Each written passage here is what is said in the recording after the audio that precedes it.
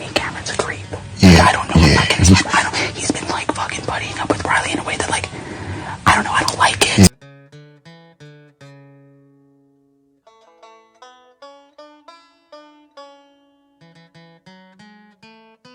Tomorrow afternoon, she's gonna be up their ass. Why she goes up? Immediately. She'll bring home plated chicken kisses. Get the fuck. Cameron is walking around here like this. Like he's just a fucking man. Excuse me, peons. He's not using those words. Why are you so He has an confident? arrogance about him that's nauseating.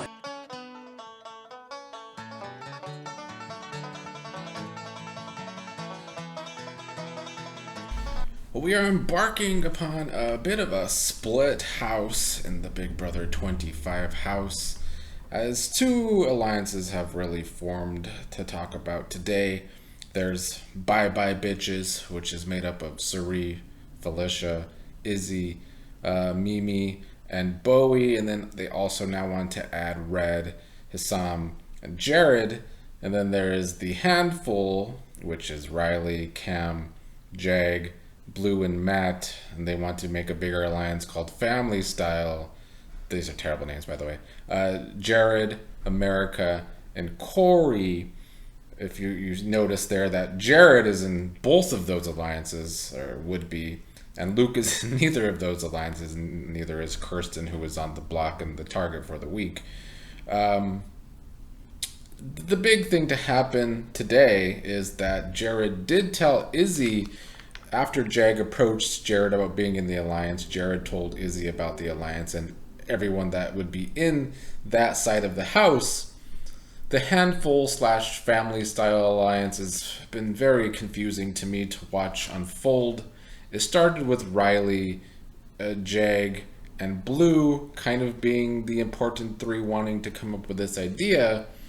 And then with Riley being the shit for brains HOH, when she's approached by Cameron, he kind of took control of who should be in the alliance and kind of put himself into a bigger piece of the Onion alliance here with himself and Matt.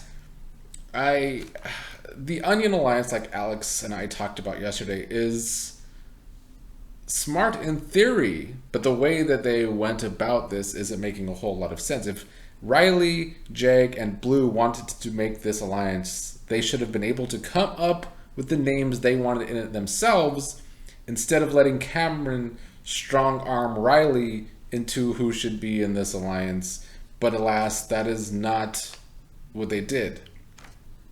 And Cameron is already becoming the problematic hick that I knew that he would be. I call that in the my cast assessment that Red was not actually the country bumpkin we need to look out for, that it would be Cameron. And surprise, surprise, he is already showing that, unfortunately. Watching Cameron, Riley, and Matt together on feeds last night was a bit of a... It hurt my brain, honestly. Watching them talk about Luke and this conspiracy theory that he's really a doctor was annoying. But the more annoying part was watching Riley and I guess Cameron try and convince Matt that Luke cannot be trusted and that Luke should be the next target. And if Matt falls for that, then he is just another person in this alliance with lack of brain cells, because for the first few days in this house, Matt and Luke have almost been inseparable at times. They're just broing out, and I want to see if Matt actually has any game in him. Coming into the season, I really thought he would, but so far he isn't showing it to me. And if he falls for this conversation, with once again Cameron strong-arming his ideas, then that side of the house is looking like they are just all gullible, and they will all just go for anything. And Cameron, who's not smart himself and is problematic, is going to be able to get his way a lot because there are just a bunch of pushovers. So that won't be great. The other thing happening on social media is this big conspiracy that Luke is actually a twin. There could be some legs to this conspiracy, because there's been speculation that there's really an 18th house guest, and we're all speculating, is somebody else from another show like Survivor going to be on the show, somebody from the Challenge, or a past Big Brother player. But maybe Big Brother goes back to one of its early twists and have a twin actually in the game.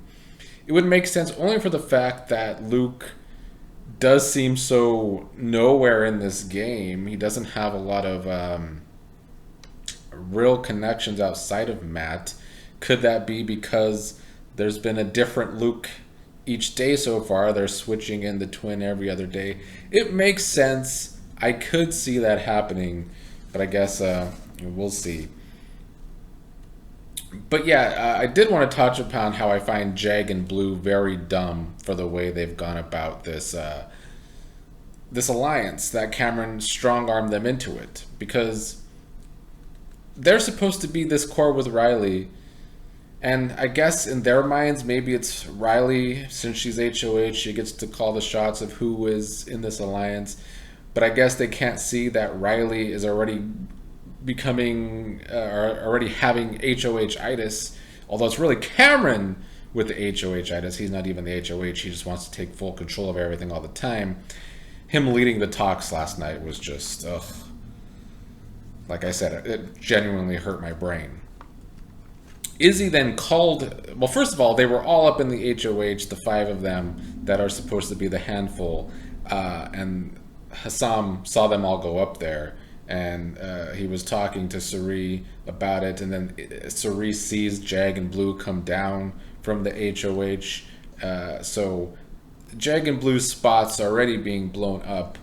It's something I said about Jag coming into this game, that he has good ideas. I think he's going to have a good personality, but I think he's going to be doing a little too much, and I do think we are already seeing that, because after Izzy then calls Jag out on being in the HOH, I think Jag had a mini panic along with Blue that they need to then make another alliance, of course, because that's what happens in the first week. Just making alliances constantly. They now want to make one with Izzy, or at least they did in the wee hours of the morning.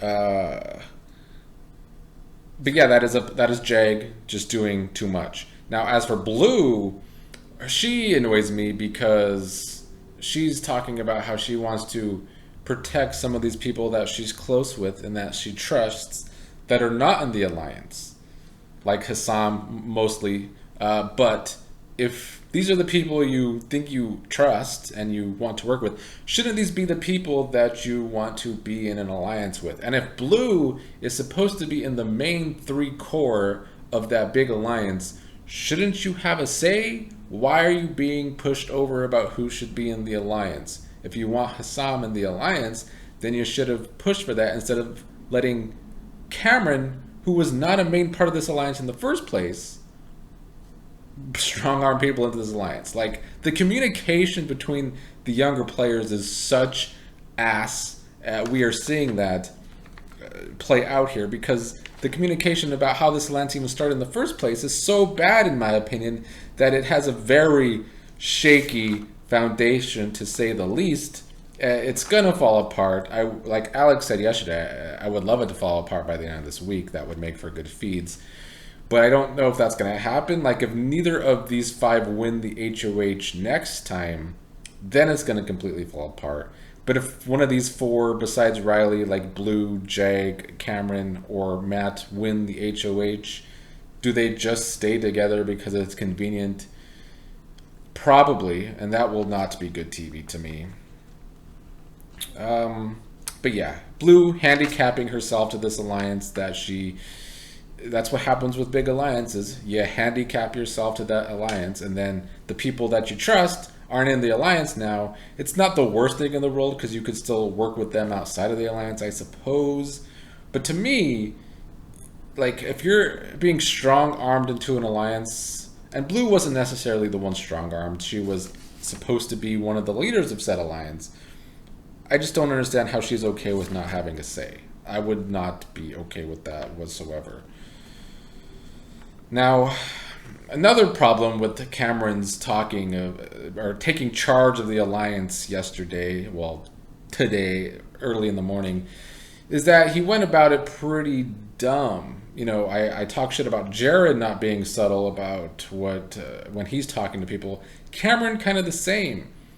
Bringing in Corey into the alliance, Riley and Cameron went about it pretty dumb, in my opinion, stating for a fact that 5 of them were talking about Corey being brought into this alliance. So if Corey is smart, he should be able to pick up on the fact that, okay, yeah, I'll be in this alliance for now because I need people, but I'm clearly at the bottom of said alliance. And, Corey, this is why I hate the nerd archetypes on competition reality shows. I'm sorry for all you nerds out there, but they just act like losers all the time. And I feel like Corey might be one of those people that, since he has a pretty bad social game, oh my god, these people want me in the group, so I'm just going to go along with it long term.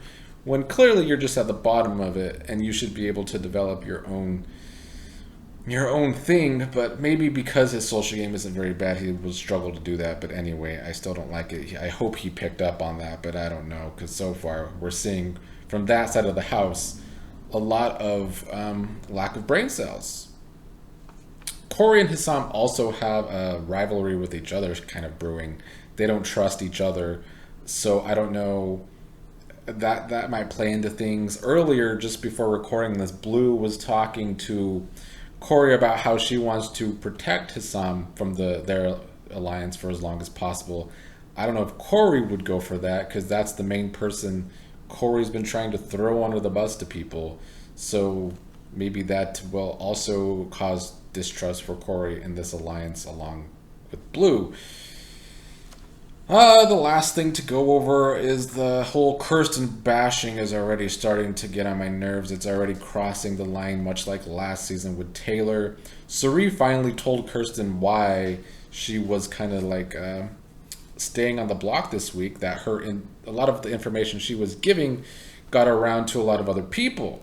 I think Kirsten kind of realizes that it was actually Jared that was probably putting this information all over the place, Suri's son. So I don't know how Kirsten will handle that going forward.